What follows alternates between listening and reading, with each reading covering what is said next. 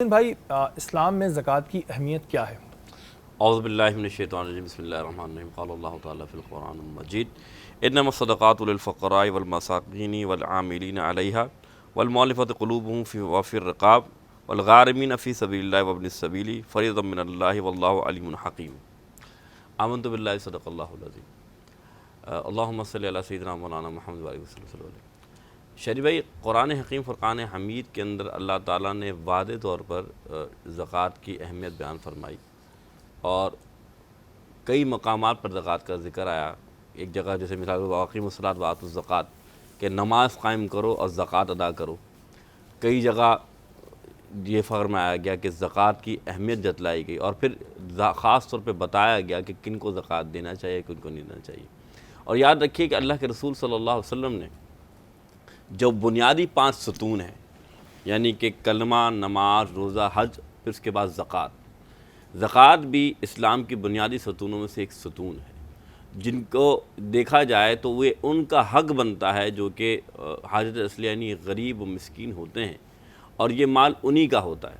لوگ سمجھتے ہیں کہ یہ جو مال ہے یہ ہمارا ہے، بلکہ اللہ نے آپ کے یعنی جن کو امیر بنایا، جن کو حیثیت دی ہے، ان کے مال میں مخفی رکھا ہے ان کے مال کو جو کہ غریب و مسکین ہیں، یعنی یہ زکوٰۃ انہی کا حق ہے جن کو دیا جاتا ہے۔ تو اسلام نے اس بات کی بڑی وضاحت فرمائی اور اللہ کے رسول صلی اللہ علیہ وسلم فرمایا کہ زکوٰۃ کے حوالے سے کہ زکوٰۃ ہر صاحب حیثیت پہ فرض ہے، اور اگر جو زکوٰۃ نہیں دیتا جان کے، تو رسول خدا صلی اللہ علیہ وسلم فرمایا کہ روز محشر ایک سانپ ہوگا جو اس کے گلے میں جو ہے توق بن کر سامنے ہو جائے گا اور کہے گا کہ میں تمہارا وہی مال ہوں جو تم بچایا کرتے تھے زکوٰۃ دینے سے یا صدقہ کرنے سے۔ کیونکہ اللہ تعالیٰ نے قرآن میں ایک واضح طور پہ ایک جگہ فرمایا الہاکم التکاثر حتی زرتم المقابر، کہ تمہارے مال کی ہوس نے یا مال کی یاد نے تمہیں غافل کر دیا یہاں تک کہ تم قبروں میں جا پہنچے۔ تو بات اتنی سی ہے کہ انسان کا جو مال ہے وہ جب اتنی محنت سے کماتا ہے، خوب محنت کرتا ہے، تو پھر وہ چاہتا ہے یہ میرے پاس رہے، میرے قریب رہے۔ لیکن جب وہ اللہ کے حوالے کرتا ہے، یعنی اللہ کی رضا کے لیے مال دیتا ہے، تو پتہ لگتا ہے کہ بندے کا اور رب کا تعلق کیسا ہے۔ بالکل۔ اچھا محسن بھائی، جو جب بھی کوئی زکوٰۃ نکالے تو کیا پہلے اپنے قریبی رشتہ داروں کو یا اپنے قریب جو لوگ ہیں ان کو دینی چاہیے؟ اصل حقدار کون ہوتے ہیں؟ دیکھیے، قرآن حکیم فرقان حمید نے واضح طور پر ارشاد فرمایا کہ انما الصدقات للفقراء، سب سے پہلے فقراء کا لفظ استعمال فرمایا، پھر مساکین کا لفظ استعمال فرمایا۔ اچھا، میں اس کو واضح اس طرح کرتا ہوں، دیکھیں رشتہ داروں میں سب سے پہلے دیکھا جائے گا، پھر اس کے پڑوس میں دیکھا جائے گا، پھر آپ کے محلے میں دیکھا جائے گا کہ جن کو صدقات دیے جائیں، لیکن ان کے کیٹیگریز بھی بیان فرمائے کہ کون کون ہیں جن کو زکوٰۃ دیا جائے گا۔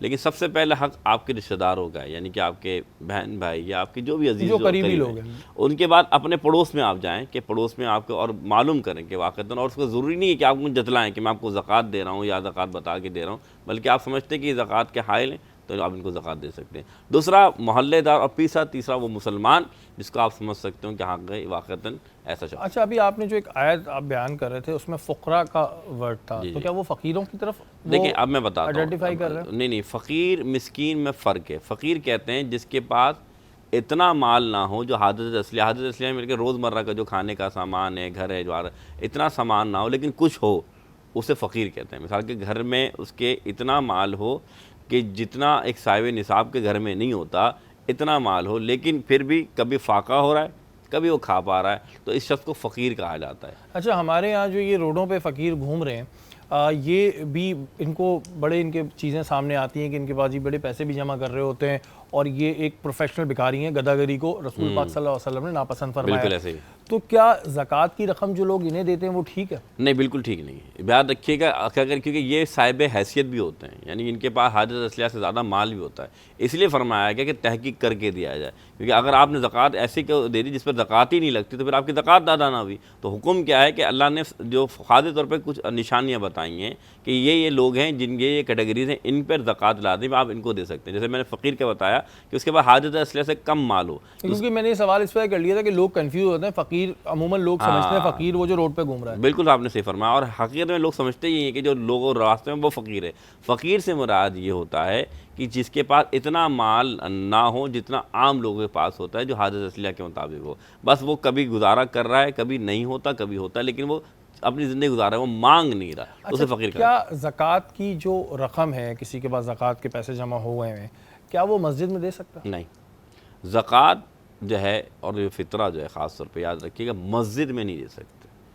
مدرسے میں آپ دے سکتے ہیں، تعلیمی ادارے جہاں دین سکھایا جاتا ہے وہاں دے سکتے ہیں، لیکن زکوٰۃ کو مسجد میں. اور ایک اور بات، مردے کے کفن دفن میں بھی زکوٰۃ کی رقم نہیں دے سکتے. اچھا، یہ یاد رکھیے گا جی.